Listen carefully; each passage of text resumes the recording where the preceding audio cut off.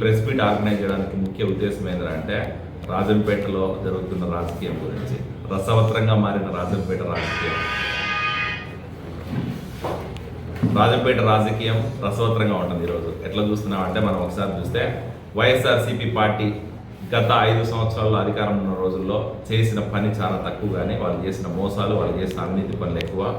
ఆ అవినీతి పనులు ఈరోజు బయటపడుతూనే ఒకటోటి బయటపడేసరికి ఆ వైఎస్ఆర్సీపీ పార్టీలో నాయకులకి ఫ్రస్ట్రేషన్ ఎక్కువైపోయింది, వాళ్ళ కోపం ఎక్కువైపోయింది.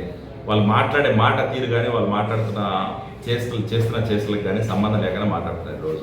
ఈరోజు మనం ఈరోజు జరిగిన కొన్ని సంఘటనలు చూస్తే రాయచూటి ప్రాంతంలో, అన్నమయ్య డిస్టిక్ ప్రాంతంలో అక్కడ మిథున్ రెడ్డి గారు అరెస్ట్ అయినారో లేదో, జనాలను ఏదో రకంగా ఈరోజు డైవర్ట్ చేయాలా, జనాలను ఏదో రకంగా రెచ్చగొట్టి ఈరోజు మళ్ళీ వాళ్ళ ఎగ్జిస్టెన్స్ ప్రూవ్ చేసుకోవాలా, జగన్మోహన్ రెడ్డి గారి దగ్గర మెప్పు పొందాలనే ఉద్దేశంతో ఇక్కడ లోకల్లో ఉన్న కొంతమంది లీడర్లు లేనిపోని రాద్ధాంతాలు, లేనిపోని గొడవలు సృష్టిస్తున్నారు. దానిలో భాగంగానే గత తెలుగుదేశం పార్టీలు 20 సంవత్సరాలు రాజకీయం చేసిన రమేష్ కుమార్ రెడ్డి గారు మండిపల్లి రామప్రసాద్ రెడ్డి గారి మీద కొన్ని కామెంట్ చేశారు. అలాగే సీఎం చంద్రబాబు నాయుడు గారి మీద కూడా కామెంట్ చేశారు. ఆయన స్థాయి మర్చి మాట్లాడుతున్నారో ఏమో తెలియదు కానీ ఆ పార్టీలోంచి ఈరోజు 20 సంవత్సరాలు రాజకీయం చేసావు, అదే పార్టీలోనే నువ్వు ఎమ్మెల్యే గెలిచావు, అదే పార్టీలోనే నువ్వు 4 సార్లు బీఫామ్ తీసుకుని ఎమ్మెల్యేగా పోటీ చేసావు. మరి ఆ రోజంతా నీకు చంద్రబాబు నాయుడు గారు దొంగ అని కనపలేదా?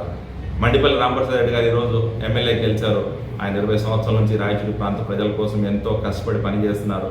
రాయచూటి ప్రాంతంలో కష్ట నష్టాలు తెలుసుకున్నారు. ప్రజల కోసం ఈరోజు నిలబడి ప్రజల పక్షాన ఉన్నాడు కాబట్టే ఈరోజు 20 సంవత్సరాల తర్వాత కూడా మళ్ళీ ఈరోజు ప్రజల్లో ఆయన కష్టానికి ఫలితమే ఈరోజు ఎమ్మెల్యే గెలిచాడు. ఆ ఎమ్మెల్యే గెలిచినదే తనువుగా ఈరోజు చంద్రబాబు నాయుడు గారు ఆయనను గుర్తించి మినిస్టర్ హోదా ఇచ్చినారు. ఆ మినిస్టర్ హోదా ఇచ్చిన తర్వాత ఈరోజు రాయచూటి ప్రాంతం కోసం ఎన్నో అభివృద్ధి కార్యక్రమాలకు శ్రీకారం చుట్టాం, ఎన్నో సంక్షేమ పథకాలకు శ్రీకారం చుట్టాం. ఈరోజు రాయచూటి ప్రాంతంలో, అన్నమయ్య జిల్లా ప్రాంతంలో చేస్తున్న అభివృద్ధి పనులు, సంక్షేమ పథకాలు చూసి ఓర్చుకోలేక వాళ్ళు మాట్లాడుతున్న మాటలు ఎలా ఉంటాయంటే, చేసినది వాళ్ళకి కనపడదు, అభివృద్ధి కనపడదు, సంక్షేమం కనపడదు. వాళ్ళకి కావాల్సింది ఏంటంటే రెచ్చగొట్టడం, రాజకీయం చేయడం.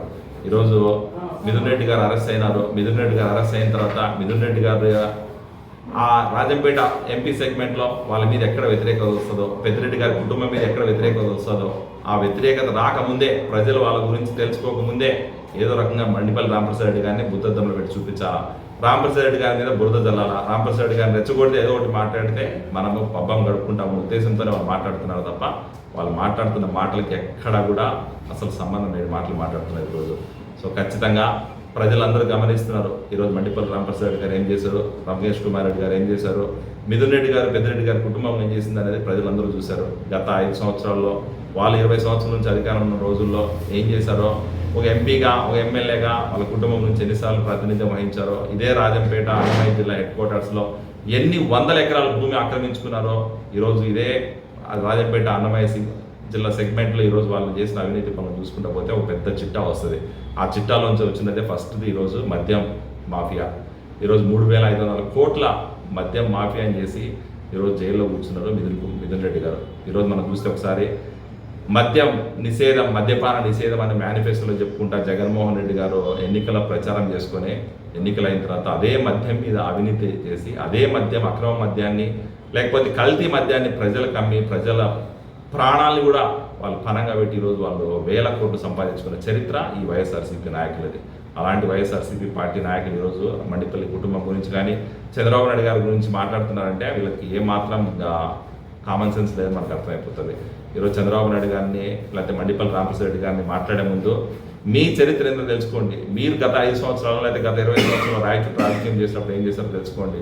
మీరు చేసిన అవినీతి పనులు బయటకు వస్తున్నాయి కాబట్టి ఈరోజు దాన్ని కాపాడుకోవడానికి మీ ఎగ్జిస్టెన్స్ కోసం మాట్లాడుతున్నారు తప్ప మాట్లాడడానికి ఒక పద్ధతి పాలేదని కూడా మనకు అర్థమైపోతుంది. ఖచ్చితంగా ఇలాంటి దుర్మార్గమైన రాజకీయాలు చేసే ప్రజలు క్షమించే పరిస్థితి లేదు. మండిపల్లి రామప్రసాద్ రెడ్డి గారి గురించి ప్రజలకు తెలుసు, మండిపల్లి రామప్రసాద్ రెడ్డి గారి కుటుంబం చేస్తున్న ప్రజలకు తెలుసు. అలాగే చంద్రబాబు నాయుడు గారు, నారా లోకేష్ గారు రాష్ట్రం కోసం, రాష్ట్ర అభివృద్ధి కోసం చేస్తున్న సంక్షేమ పథకాల అభివృద్ధి గురించి ప్రజలకు తెలుసు. ఈరోజు సూపర్ 6లో ఇచ్చిన ప్రతి హామీకి కట్టుబడి ఈరోజు అన్ని హామీలు నెరవేరుస్తున్న గవర్నమెంట్, ప్రభుత్వం, కూటమి ప్రభుత్వం. చంద్రబాబు నాయుడు గారు, నారా లోకేష్ గారు 20 లక్షల ఉద్యోగాలు కల్పిస్తామని చెప్పి 20 లక్షల ఉద్యోగాల కోసం పనిచేస్తున్నారు. అభివృద్ధిలో భాగంగా ఈరోజు అమరావతి డెవలప్ చేస్తున్నాం, పోలవరం ప్రాజెక్ట్ డెవలప్ చేస్తున్నాం. అలాగే చూస్తుండకపోతే వైజాగ్ ప్రాంతంలో కొన్ని 100 ఐటీ కంపెనీలు తీసుకొచ్చి 10 లక్షల ఉద్యోగాలు ఏదైతే మేము ఆ రోజు ప్రామిస్ చేసాం, ఆ ప్రామిస్ ఈరోజు కూడా పనిచేస్తున్నాం. అది గవర్నమెంట్కి ఉన్న కమిట్మెంట్, నారా చంద్రబాబు నాయుడు గారికి ఉన్న ఈరోజు క్యాలిబర్. ఈరోజు నారా చంద్రబాబు నాయుడు గారి ఒక బ్రాండ్, ఆ బ్రాండ్ని కామెంట్ చేసే అర్హత వాళ్ళకున్న ఏది లేదని చెప్పి మనకు తెలుసుకోవాలా. మాట్లాడే ముందు నీ స్థాయిని తెలుసుకోవాలా. అదే పెద్ద ఆయన చంద్రబాబు నాయుడు గారిని టికెట్ల కోసం కాలు పట్టుకున్న రోజులు మర్చిపోయినట్టున్నారు ఈరోజు రమేష్ కుమార్ రెడ్డి గారు. అది గుర్తు చేసుకోవాలి ఒకసారి. సో దయచేసి మాట్లాడే ముందు మాట్లాడే మాటకి విలువ ఉండాలా. రాజకీయంలో సిద్ధాంతపరంగా రాజకీయం చేస్తున్నప్పుడు విమర్శలు, ప్రతి విమర్శలు కామన్. కాకపోతే సిద్ధాంతపరంగా విమర్శలు చేయకుండా ఒక పర్సనల్ అటాక్ చేసి ఒక మనిషిని ఏదో ఉద్దేశపూర్వకంగా కామెంట్లు చేసి వాళ్ళ ఫ్యామిలీని అటాక్ చేసి వాళ్ళ కించపరిచి మాట్లాడడం అనేది మంచి పద్ధతి కాదు. అన్నమయ్య జిల్లాలో, కడప జిల్లాలో, ముఖ్యంగా రాయలసీమ ప్రాంతంలో ఇలాంటి రాజకీయాలకు ఎక్కడ తావులేదు ఎప్పుడు కూడా.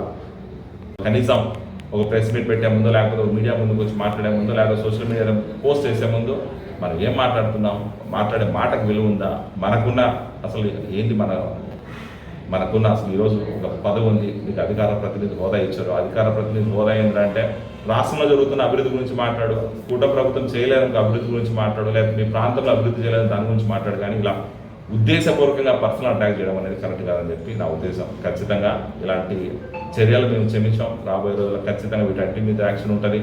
ఈరోజు మిథున్ రెడ్డి గారు అరెస్ట్ అయినారు. రాబోయే రోజుల్లో మద్యం స్కామ్లో అందరూ అరెస్ట్ అయ్యే పరిస్థితి ఉంటుంది. ఖచ్చితంగా అన్ని బయటకు వస్తాయని కూడా తెలియజేసుకుంటున్నాం. కూటమి ప్రభుత్వం ప్రజల కోసం పనిచేస్తుంది, రాష్ట్ర అభివృద్ధి కోసం పనిచేస్తుంది, ఇచ్చిన హామీలు నెరవేర్చడానికి పనిచేస్తుంది తప్ప ఇలాంటి కుట్ర రాజకీయాలు చేయడానికి ఎక్కడ మేము పని చేయట్లేదని కూడా తెలియజేసుకుంటున్నాం. Thank you.